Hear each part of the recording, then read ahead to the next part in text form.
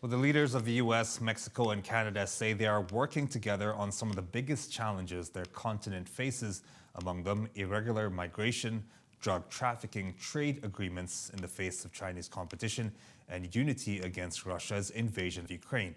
But the solutions and the leaders' views of them are not so straightforward. Here's more. Amistad, bonhomie, friendship. In all three languages, the leaders of Mexico, Canada, and the U.S. made a show of unity as they met Tuesday in Mexico City. We're true partners, the three of us, working together with mutual respect and a genuine like for one another to advance a safer and more prosperous future for all of our people. But the issues on the table are not as easy. Irregular migration, illegal drugs, climate change, and trade disputes are front and center, as the Mexican president pointed out as he openly challenged Biden to expand economic cooperation. This is the moment for us to determine, to do away with this abandonment, this disdain, and this forgetfulness for Latin America and the Caribbean, which is opposed to the policy of the good neighborhood, of the titan of freedom and liberty, FDR, Franklin Delano Roosevelt, and starting with you. Biden fired back. The United States provides more foreign aid than every other country just about combined in the world, to not just the hemisphere, but around the world. Unfortunately, our responsibility just doesn't end in the Western Hemisphere.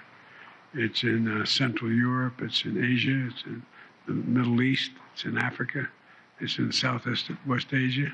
On Tuesday, the U.S. announced a range of outcomes, which included plans to collaborate on supply chain issues and semiconductor development, modest commitments to reduce methane emissions from the solid waste and wastewater sector, and more clean energy collaboration. Put it simply, we are, and always will be, stronger together. The world today is facing a lot of uncertainty, with the rise in authoritarian leaders causing global instability and the high cost of living putting stress on families at home. It's important that we come together as leaders and as friends to look at ways to make our economies more resilient. Irregular migration is also a thorny issue, especially after Biden launched his trip Sunday with his first presidential visit to the busiest port of entry in the U.S., in El Paso. The leaders also reiterated their commitment to safe, orderly, and humane migration through the expansion of legal migration pathways, a range of collaborative measures, and better communication, both among one another and with the public.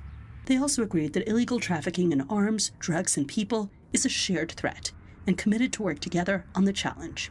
So, was this summit a success? Mexico watchers say that's a tough question. Trilateral summits rarely yield major announcements or resolution of issues, and given that the issues that the three leaders talked about are complex and long-standing, I think it's not surprising that there was not some explosive announcement in their communique or in their press conference. But I think, having said that, the fact that they meet on a regular basis and that they identify priorities for their administrations to pursue for the coming year, I think that is important.